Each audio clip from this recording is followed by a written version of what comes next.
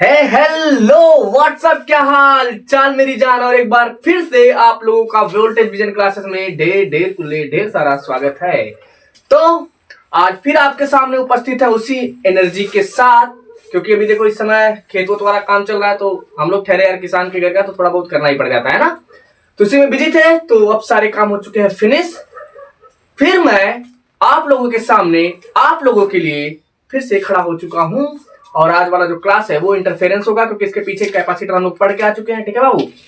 और जो व्यतिकरण में कुछ चीजें पढ़े हैं उसका थोड़ा थोड़ा फटाफट से डिस्कस करेंगे, और ना ज्यादा समय आपका बर्बाद हो ना मेरा। स्टार्ट करेंगे एकदम रंगारंग कार्यक्रम मचाते हुए। ओके, आ जाओ आ जाओ आ जाओ, कम इधर देखो। कवर्ड टॉपिक की बात करेंगे हम। किसकी भाई? Covered topic. सर अभी तो छोड़ दो, हम कह बे नालायक, मुझे पता है तेरे बारे में ना। I know very well about you. थोड़ा अंग्रेजी भी बोल लेता हूँ मैं भाई। देख, मैंने कहा था सर व्यतिकरण, सबसे पहली बात बताओ ये होता क्या है। तो हमने कहा था जो व्यतिकरण होता है बाबू, जब समान आवृत्ति की तरंगे, देख भाई इसमें जो जरूरी चीजें हैं, जो होना ही चाहिए उसे मिस मत करना, क्योंकि इसी के आगे रिलेट करते हुए भी एक चीज पढ़ोगे जो आपके लिए सीक्रेट है। कैसे होनी चाहिए? समान आवृत्ति की तरंगे।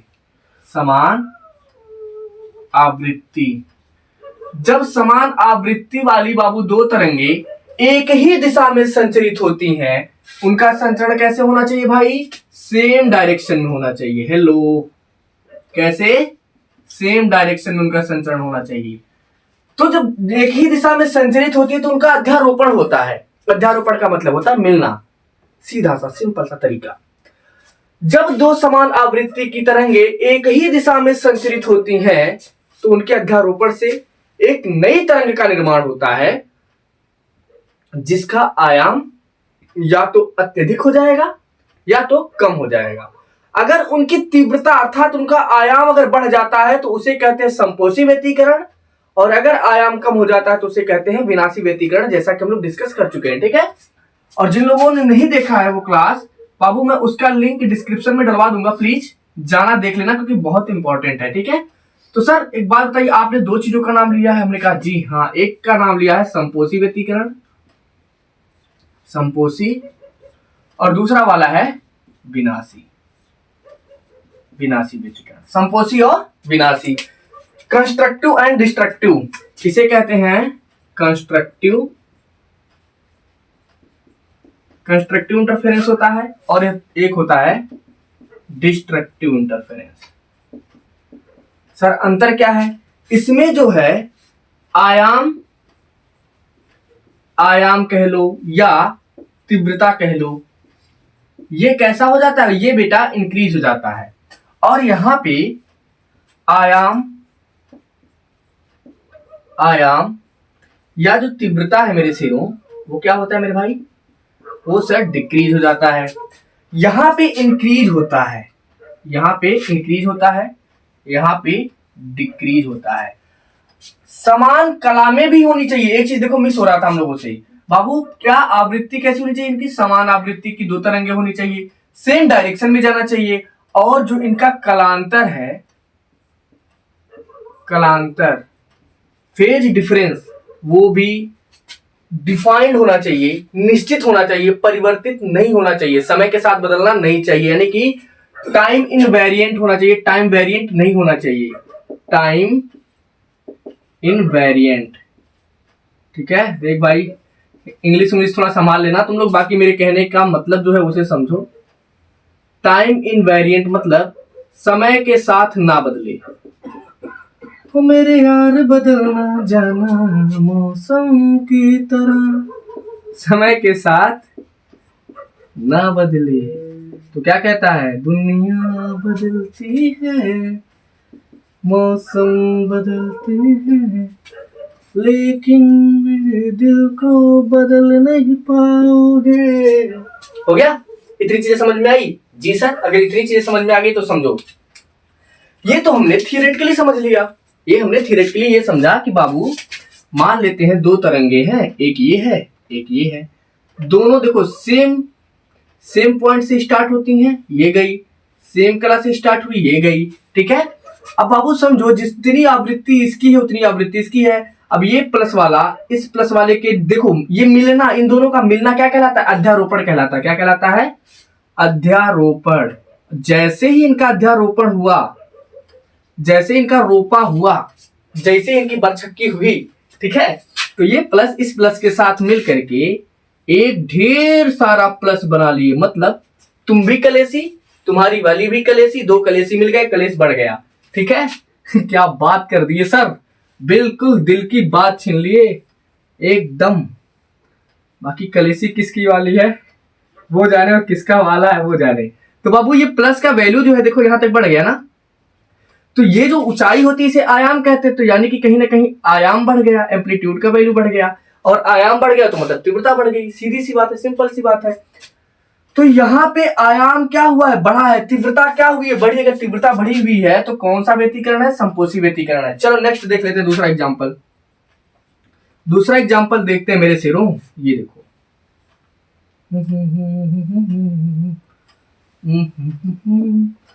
इसमें ले लेते हैं 180 डिग्री का कालांतर। बाबू कितना है? 180 डिग्री है। ये प्लस, ये माइनस, ये माइनस, क्या हो गया? ये माइनस, ये प्लस। अब जैसे कि समझ, तू बहुत बोलता है ना, बहुत ज्यादा एटीट्यूड वाला है, तेरी वाली आई, तुझे बैलेंस करने के लिए थोड़ा सा माइनस पॉइंट है ना, थोड़ा सा माइनस पॉइंट है, यानी कि इसका लेवल अगर माइनस वाले का लेवल ज्यादा हुआ तो तुम्हारी सारी एनर्जी, तुम्हारा सारा एटीट्यूड एक साइड में रखा का रखा रह जाएगा, और जो इनके अध्यारोपण से जो रिजल्ट मिलेगा वो क्या मिलेगा भाई? ये वो मिलेगा ऐसे छोटा छोटा। सब खत्म, सारा एनर्जी खत्म, सारा एक्साइटमेंट खत्म। तो यहाँ पे कौन सा व्यतिकरण हुआ है? विनाशी व्यतिकरण हुआ। आई बात समझ में? जी सर। अच्छा, हमने यहाँ पे एक चीज और सीखा था। हमने कहा था बाबू, मान लेते हैं सर दो तरंगे हैं, y1 बराबर हमने माना था a1 साइन ओमेगा टी, दूसरा हमने मान लिया था y2 बराबर a2 sign omega T plus five. अरे माने थे कि नहीं माने थे? दो तरंगे मान लिए थे। जी सर बिल्कुल मान लिए थे, उसमें कोई दो राय नहीं है, इसमें मन ने कोई तकलीफ ना आपको गुरु जी, बिल्कुल सही आप बोले। अच्छा, उसके बाद जो रिजल्ट आया था इनका वो क्या निकल के आया था? y बराबर R sine omega T plus theta. ये सारी चीजें निकलवा चुका हूं भाई, मैं रिवीजन करवा रहा हूं बस, जो मोटी मोटी जो जरूरत की चीजें हैं। अच्छा, r बराबर क्या निकला था? r बराबर निकला था under root a1 square a1 square plus a2 square two a1 a2 cos theta. ठीक है, ये चीजें हो गई थी। जी सर, इतनी चीजें अगर हो गई थी क्लियर, पक्का बात है, थोड़ा सा इंतजार करो, है ना।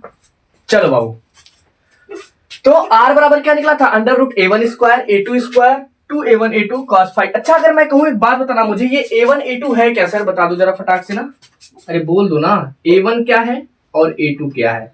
जो a1 है वो पहली तरंग का आयाम है, पहली तरंग का आयाम। ओके जी सर।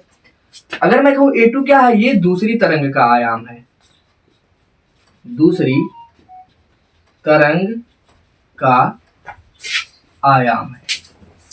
ओके, इतनी बात क्लियर हो गई? जी सर बहुत अच्छे से हो गया। और बाबू वहां पे देखो cos थीटा लिखा हुआ है, यानी कि cos फाइव कह लो या थीटा कह लो, ये क्या है? ये दोनों तरंगों के बीच का जो डिफरेंस होता है, अगर मैं कहूं फाइव क्या होता है, इसे कहते हैं फेज डिफरेंस कहते हैं। क्या कहते हैं? फेज डिफरेंस, मतलब कलांतर बोलते हैं। क्या बोलते हैं मेरे भाई? कलांतर बोलते हैं। इतनी चीजें हो गई हैं, है ना। अब इसी के आगे हम लोगों को पढ़ना है, तो आज वाला क्लास बहुत ही ज्यादा इंपॉर्टेंट है।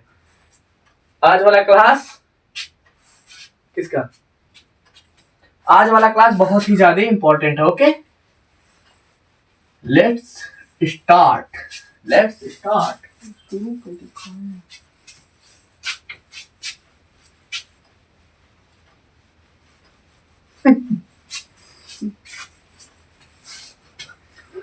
तुमको पाया है तो जैसे खोया हूँ, क्या कहूँ।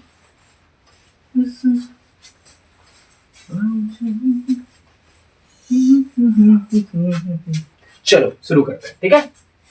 तो सर आर बराबर जो आया था वो आया था अंडर रूट A1 का स्क्वायर A2 का square plus 2A1 A2 cos theta. ठीक है, cos थीटा, या फिर इसी को फाई कह लो, तुम्हें ज्यादा दिक्कत होगी नहीं तुम्हारी, फाई कह लो। ठीक है, अब बाबू एक काम करते हैं, मुझे एक बात बताओ, ऐसा कंडीशन ढूंढ के लाओ। अच्छा एक बात बताओ, संपोषी व्यतिकरण जो होता है कंस्ट्रक्टिव, किसकी बात कर रहे हैं? कंस्ट्रक्टिव की। कंस्ट्रक्टिव इंटरफेरेंस जो होता है,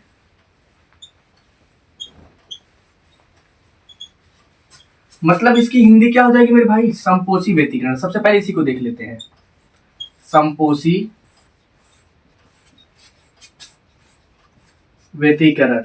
अगर बाबू थोड़ा सा भी समझ में आया करे तो अपना फीडबैक जरूर डाल दिया करो, है ना, मेरे लिए बहुत इंपॉर्टेंट होता है वो। ओके बाबू, चलो। तो कंस्ट्रक्टिव अगर मैं बात करूं संपोषी व्यतिकरण की, तो संपोषी व्यतिकरण में जो मुझे रिजल्टेंट आयाम चाहिए, जो रिजल्ट चाहिए वो कैसा चाहिए भाई, बताना मुझे। सर मुझे रिजल्ट ना हाई चाहिए। कैसा होना चाहिए? हाई चाहिए। ठीक है, तो यानी कि हमें कहीं ना कहीं आर का जो है मैक्सिमम वैल्यू चाहिए। आर का कैसा वैल्यू चाहिए? मैक्सिमम वैल्यू चाहिए। वो कब आएगा, ध्यान देना। तो सर आर बराबर एक फार्मूला होता है, अभी आप ऊपर लिख रखे हैं, A1 का स्क्वायर A2 का square 2A1 A2 cos phi. मुझे एक बात बताओ, यहां पे आपको एक एंगल दिख रहा होगा फाई, बहुत आराम से दिख रहा है। फाई को दो चीजें लेकर चलता हूं मैं। पहले मान लेता हूं 0 रखता हूं, कितना रख देता हूं? 0 रखता हूं। दूसरा मैं रखता हूं 180 डिग्री। एक है 0 डिग्री, एक है 180 डिग्री। तो मुझे एक बात बता मेरे से, अगर मैं cos 0 रखूंगा, cos 0, और यहां मैं लिख रहा हूं cos 180, तो cos 0 का वैल्यू कितना होता है? सर cos 0 का वैल्यू होता है +1 और इसका वैल्यू होता है -1। ठीक है, तो सबसे पहले आप एक बात बताओ मुझे, अगर मेरे शेर यहाँ पे माइनस लग जाएगा या प्लस लग जाए, दो कंडीशन हो सकता है, ध्यान दो। मैं दोनों कंडीशन यहां लिखता हूं, आर बराबर अंडर रूट A1 का स्क्वायर A2 का स्क्वायर 2A1 A2 cos कितना रख लिया जाए? सबसे पहले रख लेते हैं 0। रखते हैं जी सर, बिल्कुल रखते हैं। तो आर बराबर क्या आया? आर बराबर आ गया A1 का स्क्वायर A2 का स्क्वायर प्लस 2A1 A2 1। बहुत ही अच्छे, बहुत ही शानदार। क्या आ जाएगा मेरे से? A1 का स्क्वायर A2 का स्क्वायर 2A1 A2, क्योंकि 1 का मल्टीप्लाई कराओगे यही आएगा। तो एक बात बताओ, क्या R का वैल्यू कम हुआ या ज्यादा हो गया? अभी तो सर अभी के लिए मैं मान लेता हूं, अभी के लिए जो मुझे दिख रहा है सामने, ये तो R का वैल्यू मैक्सिमम लग रहा है मुझे। ठीक है, अब यही बगल में देख लेते हैं डिस्ट्रक्टिव के लिए। किसके लिए देखते हैं भाई? डिस्ट्रक्टिव इंटरफेरेंस, मतलब विनाशी व्यतिकरण। देखो मैं इसका हिंदी भी बोल देता हूं, ठीक है, इसका हिंदी होता है विनाशी व्यतिकरण। ओके ओके ओके ओके, हो जाता है थोड़ा लैंग्वेज स्लिप हो जाता है। ठीक है, अब मुझे एक बात बताओ, अब की बार क्या करो ना, 180 रख के चलो जरा, देखो क्या होता है। तो R बराबर अंडर रूट A1 का स्क्वायर A2 का स्क्वायर 2A1 A2 cos 180। ठीक है मेरे बच्चे, ठीक है मेरे बच्चे, मैंने तुमसे कहा था कि अगर सर पढ़ाएं तो उससे पहले रिवीजन करके आना होता है। चलो, A1 का स्क्वायर A2 का स्क्वायर प्लस 2A1 A2, मेरे से cos 180 अंश का जो वैल्यू होता है वो होता है -1। -1 का गुणा कराओगे तो ये तो माइनस ही हो जाएगा। तो ये हो गया A1 का स्क्वायर, ये हो गया A2 का स्क्वायर माइनस 2A1 A2। अब एक बात बताओ मुझे, ये देखो दो इक्वेशन निकल के आए हैं, ये वाला ज्यादा है या ये वाला ज्यादा है? बोलो ना। देखो यहाँ पे प्लस हो रहा है, यानी कि यहाँ पे वैल्यू जुड़ रहे हैं, यहाँ माइनस हो रहा है, यहाँ पे वैल्यू घट रहे हैं। ठीक है, तो जहां वैल्यू घट रहा है यानी कि यहाँ पर हमें जो वैल्यू दिखेगा वो डाउन पेमेंट में दिखेगा, कम दिखेगा, हमें कम दिखेगा। अगर ये कम हो गया तो इसका मतलब आयाम कम हुआ, अगर आयाम कम हुआ तो तीव्रता कम हो गई। सर ये किसको इसको सपोर्ट कर रहा है? ये सपोर्ट कर रहा है विनाशी व्यतिकरण को। तो मुझे एक रिलेशन मिल गया बहुत शानदार सा कि फाई का वैल्यू कौन कौन सा वैल्यू है, सुनो, वह कौन कौन सा कालांतर है जिस पर हमें संपोषी व्यतिकरण मिलेगा, यानी कि तीव्रता भर भर के मिलेगी। तो वो होगा 0, उसके बाद 2 पाई, अरे हो जाएगा 0, उसके बाद 2 पाई, फिर आ जाएगा 4 पाई, 2 का गैप, फिर आ जाएगा 6 पाई डैश डैश डैश 2n पाई, 2n पाई। यानी कि अगर n, अब 2n पाई लिखा हुआ है तो n का वैल्यू क्या हो सकता है सर? n का वैल्यू हो सकता है 0, 1, 2, 3, 4 डैश डैश डैश। यानी कि n का जो गिनती शुरू होगा वो शुरू होगा 0 से। n का गिनती कहां से शुरू होगा? 0 से। लेकिन अब आते हैं विनाशी व्यतिकरण पे, थोड़ा इसका विनाश उनाश कर दिया जाए भाई। सर यहाँ पे कलांतर क्या होना चाहिए? तो तुम्हें देखे क्या लगता है? 180 डिग्री आया, यानी कि इसका जो स्टार्टिंग पॉइंट होगा वो होगा पाई, फिर आएगा 3 पाई, है ना, फिर आएगा 5 पाई, फिर आएगा 7 पाई, इसी तरह से 2n-1 इंटू पाई आएगा। अब अगर आपसे पूछे सर यहाँ पे n का वैल्यू कहां से शुरू होगा, यहाँ पर n का गिनती कहां से शुरू करोगे? चलो एक काम करो ना, पहले 0 रख के देखो। अगर मेरे शेर यहाँ पे तुमने 0 रखा, चलो मान लिया 0 रख दिए, तो यहाँ पे गुणा होगा 0 हो जाएगा, तो माइनस पाई मिलेगा, माइनस 180 मिलेगा, जो कि हमको चाहिए ही नहीं ना भाई। माइनस 180 चाहिए क्या? नहीं चाहिए, पाई चाहिए। अगर पाई चाहिए तो एक बार n की जगह 1 रख के देख लो। अगर n की जगह 1 रखोगे तो 2 का नाम 2 और 2 में से 1 जाएगा 1, यानी कि पाई मिलेगा। यानी कि n का जो गिनती शुरू होगा वो 1, 2, 3, 4, 5 डैश डैश डैश, इस तरह से। देखो भाई ये सारी चीजें ना बहुत काम की और बहुत जरूरी चीजें हैं, इनके बिना जग सुना सुना लगे, जग तो बिल्कुल सुना सुना लगेगा। ठीक है, अब यहाँ पे एक छोटा सा टॉपिक है कलांतर और पथांतर का। किसका किसका? कलांतर एंड पथांतर। मैं इसे मिटा दूं क्या? मिटा ही देता हूं। अच्छा चलता हूं।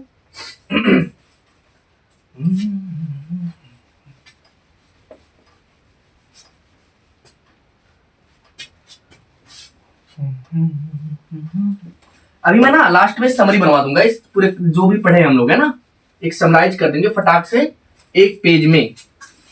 आपके सर जी आपके लिए इतनी मेहनत करेंगे ना बाबू, बस थोड़ा आपको मेरा साथ देना है, बाकी सारी चीजें मुझ पे छोड़ दो।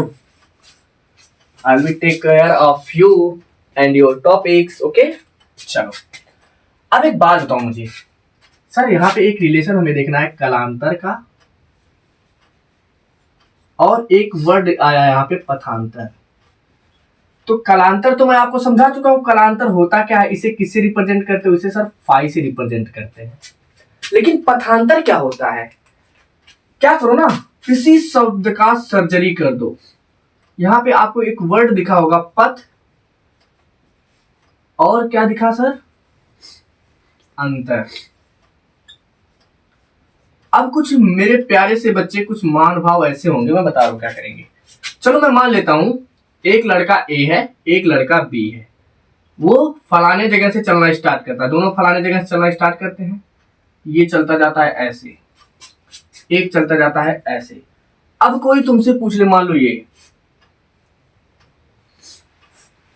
ठीक है, ये 2 किलोमीटर चला, ये 2 किलोमीटर चला, और इनकी जो बीच की दूरी है वो है 1 किलोमीटर। कितनी है? 1 किलोमीटर। यानी कि इन दोनों के बीच का जो गैप है वो 1 किलोमीटर है। अगर कोई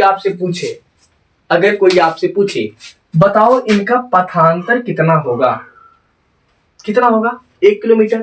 कितना हो जाएगा? सर कैसी बातें करते हो, इतना आसान तो आपने बता दिया, इतना आसान तो आप लोगों ने पूछ लिया। 1 किलोमीटर।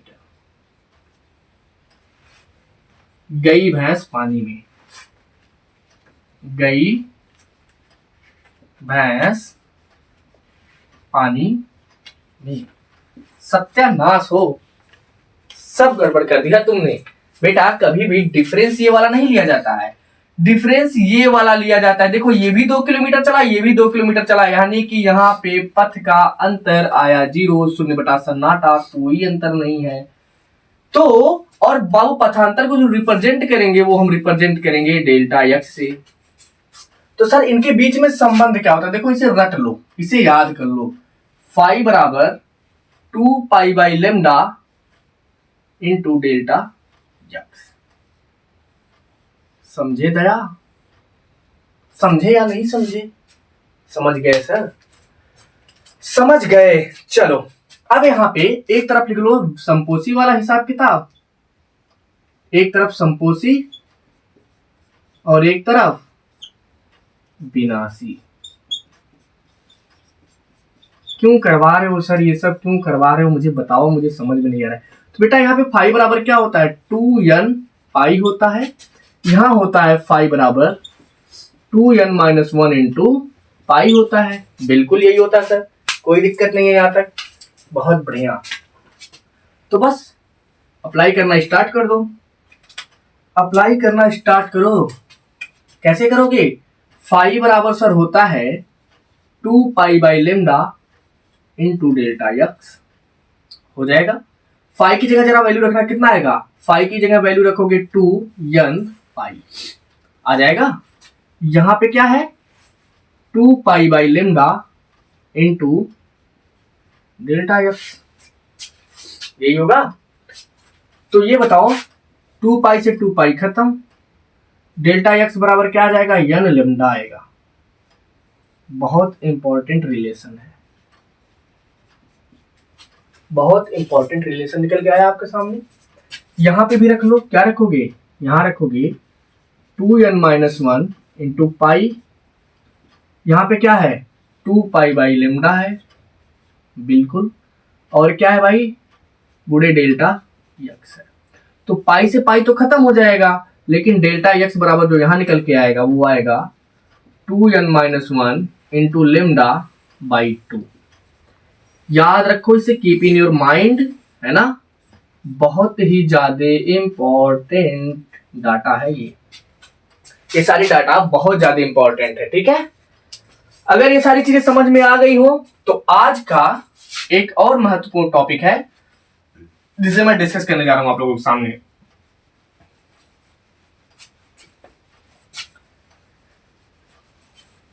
देखो उसका मैं ना आप लोगों को थियरी आज समझाऊंगा, बाकी उसका जो एक्सप्लेन करना है, कैसे डेरिवेशन करना है, वो मैं बताऊंगा कल। और एक शर्त पे ही समझाऊंगा, पक्का कसम से बता रहा हूं, तुम लिख के ले लेना। अगर तुमने कमेंट नहीं किया कि हाँ सर हमने रिवीजन किया है, वो क्लास नहीं आने वाली, मैं मिस कर दूंगा वो क्लास, पक्का गारंटी, लिख के ले लेना। अगर तुम रेगुलर व्यूअर हो, रेगुलर मेरे क्लास को विजिट करते हो, रेगुलर मुझसे पढ़ते हो, तो कंडीशन यही है, उसे पढ़ के आना।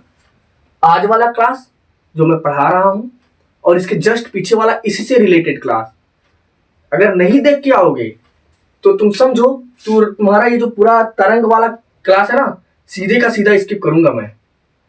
ये जो व्यतीकरण है ना, सीधा खत्म। रिवीजन करना बैठ के नोटबुक से, क्या ले जाओगे मेरा यार? मजाक बना रखा, पढ़ता वढ़ता है नहीं। खासकर जो मेरे ऑफलाइन बैच के बच्चे हैं, मैं उनको देखा हूं, है ना, सीधे स्किप करके आते हैं, बदतमीज, समझ में नहीं आता इन्हें। अरे पढ़ लो चुपचाप, पेपर आने वाले हैं। अब की बार देखे होगे पिछला एग्जाम जो गया है ना, फिजिक्स में अच्छे की लंका लग गई, जो अपने आप को धुरंधर बनते थे, लीक करा दिया पेपर आते ही। 50 में 50, 100 में 100, ये हवा तक नहीं लगा कहां से आया क्वेश्चन। आई बात समझ में? तो ये यूट्यूब पे top 50 question, top 5 question, topper कैसे बने, कुछ नहीं होने वाला इनसे। मेहनत करनी पड़ेगी, तरीका एक ही है और कोई रास्ता नहीं, और सारे के सारे डिस्ट्रैक्शन है, बस आपका माइंड वॉश करने के लिए है ना। तो यहाँ पे वो काम नहीं होने वाला। मैं तुम्हें ये कोई जड़ी बूटी नहीं देने वाला हूँ कि ले भाई सूंघ ले टॉप कर जाएगा, कुछ नहीं सीन है ऐसा, ठीक है, पढ़ना ही पड़ेगा। चलो तो आज हम पढ़ेंगे यंग का द्विध्रुवी प्रयोग। यंग का द्विध्रुवी प्रयोग, यानी कि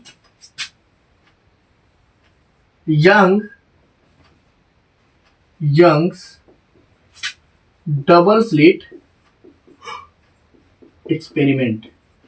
मैं इसे तुम्हें समझाता हूं बहुत ही आराम से, बहुत ही शानदार तरीके से। पता है, एक चीज समझो। अच्छा बाबू एक बात बताओ, व्यतीकरण के लिए जो आवश्यक कंडीशन थे वो क्या थे? क्योंकि सारी कहानी यहीं से रिलेट कर रही है।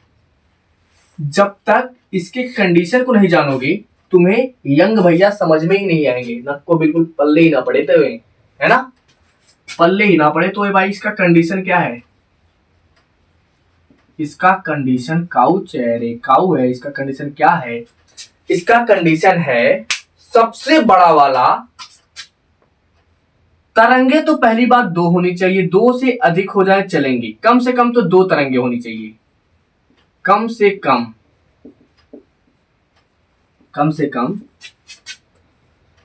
2 तरंगे, ठीक, कम से कम 2 तरंगे होनी चाहिए। अब इन 2 तरंगों की खासियत क्या क्या होनी चाहिए, इसमें स्पेशलिटी क्या क्या होना चाहिए, विशेष क्या होना चाहिए इनके अंदर, इस बात को समझो। सर तरंगों के अंदर बेस ये होना चाहिए, विशेष ये होना चाहिए कि दोनों की जो आवृत्ति है समान आवृत्ति होनी चाहिए।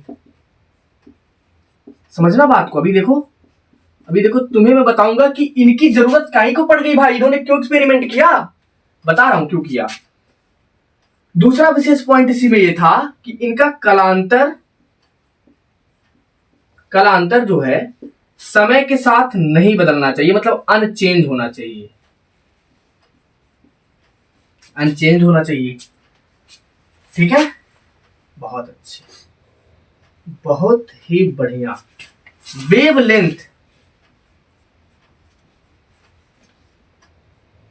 वेवलेंथ इनका फिक्स होना चाहिए, ठीक है, वेवलेंथ फिक्स होना चाहिए। अब हुआ क्या मेरे बच्चे, हमने जब बाबू क्या किया, अलग अलग 2 तरंगे लेकर के आए। कितनी तरंगे लेकर के आए?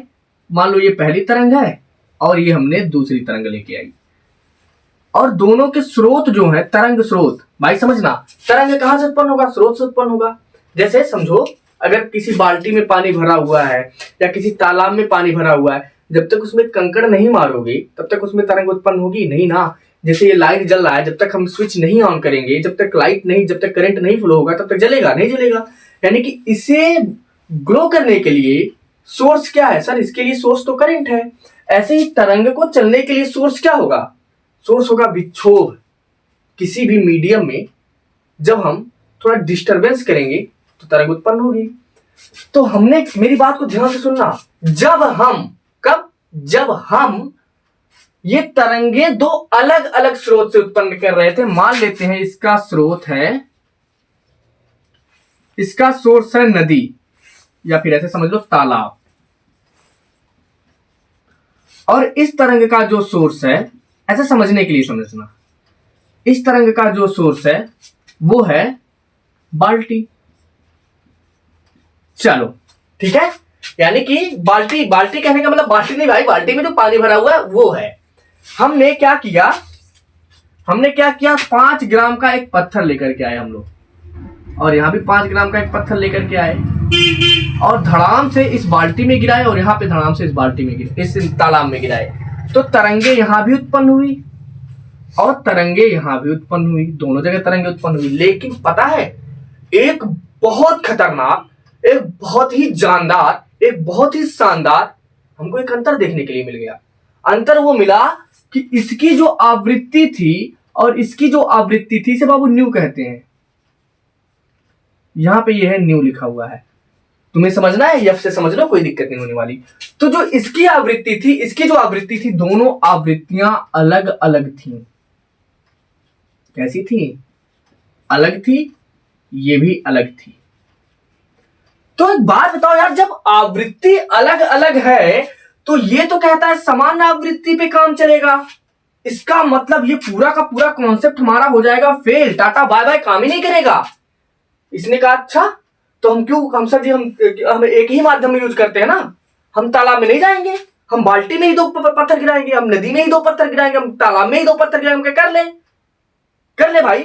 हमने कहा ये देख, एक हम एक बाउल लेकर के आए और इसमें यहां तक ठकाक ठकाक करके पानी भर दिए, बढ़िया एकदम मस्त। ले, तेरी ही बात मान लिया मैं। तुम कितना भी कोशिश कर लो और दोनों में एक बार क्या करो, 5 ग्राम का या 5 केजी का, फुट जाई रे, 5 केजी का डालेगा तो 5 ग्राम का, 5 ग्राम का पत्थर गिराओ। इसमें क्या उत्पन्न होगा, इसमें होगा विक्षोभ उत्पन्न, ऐसे। ठीक है, अब नोट कर लो इसकी आवृत्ति, मान लो इसकी आवृत्ति आई न्यून। अब फिर सेम इतना ही पानी इसी बैकेट में फिर से भरो, भर दिया। अब फिर तुम 5 ग्राम का ही गिराओ, 5 ग्राम का ही पत्थर गिराओ। इसमें गिराओगे विक्षोभ उत्पन्न होगा यूं करके। अब इसका भी आवृत्ति नोट करो, ν2 मान लेते हैं। पता है कितना भी कोशिश कर लो आवृत्ति सेम होने वाली ही नहीं है, नहीं होगी सेम भाई, लिख के ले लो, नहीं होगी सेम। सर बड़ी समस्या हो गई, अब क्या करेंगे, हम तो व्यतिकरण करा ही नहीं पाएंगे, होगा ही नहीं हमसे। हमने कहा भाई जब तेरे गुरुजी हैं तो काहे का टेंशन लेता। तो पता है यंग भैया ने क्या किया, यंग ने कहा कि एक काम करो, हम 2 स्रोत लेकर के ही नहीं आएंगे, हमें एक मोमबत्ती लेके आए। कितनी मोमबत्ती भाई, एक मोमबत्ती लेकर के आए, वो कुछ ऐसा, वो लेके आए एक मोमबत्ती 10 रुपए का, 10 रुपए की एक मोमबत्ती लेकर के आए और इसको इन्होंने ऐसे जला दिया। जब वो जलाए, अब एक बात बता बाबू, मेरे लाला, मेरे शेर, मेरे जिगर के टुकड़ों, उन्होंने क्या किया, जब इसे लेकर के आए तो एक बात बताओ, इससे जो तरंग निकलेगी उसकी आवृत्ति तो सेम होएगी ना मेरी जान, उसकी आवृत्ति तो सेम होएगी। जी सर, तो लेकिन सर क्या बात कर दी, इससे तो बस एक ही तरंग निकल रहा है ना, मोटा सा ऐसे करके।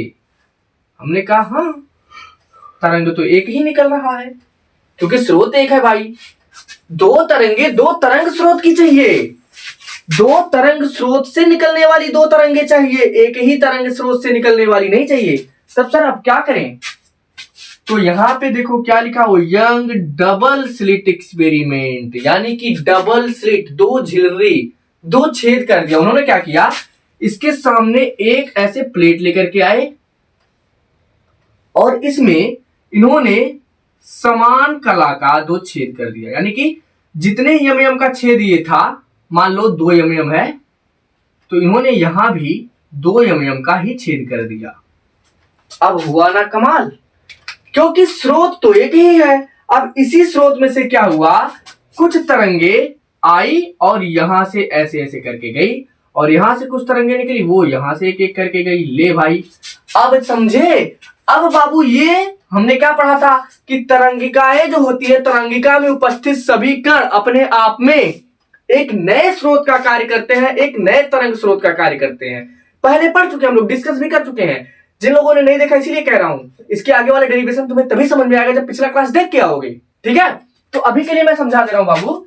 इसमें ना ये जो मान लो ये है, सुनो फिर से मेरी बात ध्यान सुनो, यहां से तरंगिकाएं निकलेंगी और प्रत्येक तरंगिकाओं में असंख्य तरंग स्रोत होते हैं, लेकिन हमने असंख्य चाहिए ही नहीं ना भाई, मेरे भाई मुझे 2 चाहिए, तो हमने क्या किया, यहाँ पे 2 स्लिट काट दिया। अब जब 2 स्लिट काटे तो यहां से क्या निकलने लगी, यहां से तरंगिकाएं निकलने लगी। अब इन तरंगिकाओं की खासियत क्या हुई, यानी कि इनकी विशेषता जो है वो सारी की सारी इसको फॉलो करने लगी, और जब इसको फॉलो करने लगी इसका मतलब वहां पे व्यतिकरण वाली घटना होने लगी। और इसी घटना को समझने के लिए यंग ने जो एक्सपेरिमेंट किया था उसे ही कहा गया यंग डबल स्लिट एक्सपेरिमेंट। फिर से सुनो, व्यतिकरण की घटना को समझाने के लिए यंग ने जो एक्सपेरिमेंट किया था उसे ही कहा गया यंग डबल स्लिट एक्सपेरिमेंट।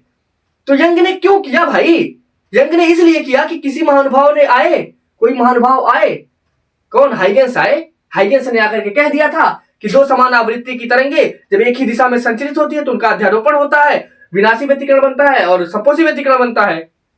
लेकिन पता है वो प्रूव नहीं किए थे, वो बस हवाबाजी में से डायलॉग मार के चले गए। तो हाइगेंस आए, हाइगेंस ने कहा इसकी बात मैं नहीं मानूंगा, मैं करके देखूंगा। तो लेके आया, कई सारा एक्सपेरिमेंट किया, तो आवृत्ति से मिल ही नहीं रही थी, नहीं मिल रही थी, परेशान हो गया बेचारा। फिर ये क्या किया, फिर अपना एक मोमबत्ती लेकर के आया, एक ही स्रोत से दो तरंगे निकाला, यानी कि दो तरंग स्रोत बनाया, एक यस1 बना लिया। ये मान लो यस1 है तरंग स्रोत, ये भाई चल ही नहीं रहा है, ये है यस1 और ये है यस2, दो तरंग स्रोत बना दिया। अब इसका अध्ययन किया। अब यंग के बारे में तुम्हें अच्छे से समझ में आएगी। ये था यंग का स्टोरी, यंग की कहानी ये थी कि क्यों यंग इस कहानी में आए, है ना। वो तीसरा क्यों आ गया, क्योंकि पहला वाला नहीं ज्यादा हो जाएगा, क्योंकि पहला वाला सफिशिएंट नहीं था। ठीक है, चलो अब देखना जरा, यंग ने एक स्रोत लेकर के आए भैया, वो मान लेते हैं बल्ब है, इस बल्ब से प्रकाश तरंगे निकल रही थी अपना। यहां पे उन्होंने एक पर्दा रखा, इस पर्दे में इन्होंने दो स्लिट काट दिया, और ये मान लो यस1 है, ये है यस2। यहां से मान लेते हैं सोर्स है कोई, बाबू इस सोर्स से तरंगिकाएं ऐसे चली, ऐसे चली जा रही थी। अब क्या हुआ, कुछ तरंगिकाएं यहां से घुसेंगी और कुछ तरंगिकाएं यहां से, तो अब यहां से भी एक ऐसे तरंगिकाएं बनना स्टार्ट होंगी और कुछ तरंगिकाएं यहां से ऐसे बनना स्टार्ट होंगी, बिल्कुल। और ये जब चलते चलते आगे हमने इसे, इसका जो पैटर्न था उसे समझने के लिए यहाँ पे एक और पर्दा लगा दिया गया, और इनके बीच की दूरी जो रखी गई वो कैपिटल डी रख दी गई, और ये दोनों स्रोत जो थे इनके बीच की जो दूरी थी वो थी स्मॉल डी। ठीक है, अब हुआ क्या, इन्होंने कमाल का एक विचित्र पैटर्न देखा। वो पैटर्न ये देखा कि बाबू यहां पे ऐसे कहीं पे मिलता था डार्क, कहीं मिल जाता था डार्क, ये मान लो ब्राइट मिल गया, ये ब्राइट मिला, ये मिला डार्क, फिर मिल गया ये ब्राइट, ये मिला ब्राइट, फिर ये मिल गया ऐसे देखो डार्क, फिर ब्राइट, फिर मिला ये डार्क, फिर इधर मिल जाएगा डार्क, फिर मिलेगा ब्राइट, फिर मिला इनको डार्क, फिर मिल जाएगा ब्राइट, फिर मिला इनको डार्क, फिर मिला ब्राइट, यानी कि एक पैटर्न मिलने लगा ब्राइट डार्क ब्राइट डार्क। इसे पता है क्या कहा गया, इसे कहा गया फ्रिंज। इन्होंने नाम दे दिया कि ये सारे जो मिल रहे हैं इनको इन्होंने कह दिया ये सारे पता है क्या है, ये है फ्रिंज, फ्रिंज इन्होंने नाम दिया। इन्होंने क्या, जो ब्राइट मिल रहा है, जो ब्राइट मिल रहा है इसे इन्होंने कह दिया दीप्त फ्रिंज। क्या कहा भाई, दीप्त फ्रिंज। और जहां डार्क मिल रहा था वहां इन्होंने कह दिया ये अदीप्त फ्रिंज है। कौन सा फ्रिंज है भाई, अदीप्त फ्रिंज है। ठीक है, तो सर एक बात बताओ ना, ये जो दीप्त फ्रिंज था ये कब आया होगा, और ये जो अदीप्त फ्रिंज है ये तब कब प्राप्त हुआ होगा, पता है। दीप्त मतलब उजाला हो जाना, मतलब तीव्रता का बढ़ जाना, यानी कि ये दीप्त फ्रिंज इशारा करता है संपोषी व्यतिकरण की तरफ, और अदीप्त फ्रिंज इशारा करता है विनाशी व्यतिकरण की तरफ। बस इन्हें यही तो करना था। इन्होंने बड़े आसानी से प्रूव कर दिया कि हाँ, जब दो समान आवृत्ति की तरंगे एक ही दिशा में संचरित होती हैं तो उनका व्यतिकरण होता है, और व्यतिकरण के दौरान कहीं संपोषी व्यतिकरण होता है, कहीं विनाशी व्यतिकरण होता है।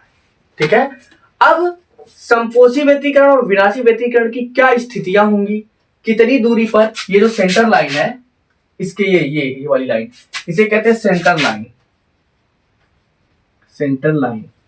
अब सेंटर लाइन से कितनी ऊपर दीप्त मिलेगा, कहां अदीप्त मिलेगा, कितनी ऊंचाई पर दीप्त मिलेगा, कितनी ऊंचाई पर अदीप्त मिलेगा, यानी कि दीप्त और अदीप्त फ्रिंज की जो स्थितियां हैं उन्हें समझेंगे हम लोग कल।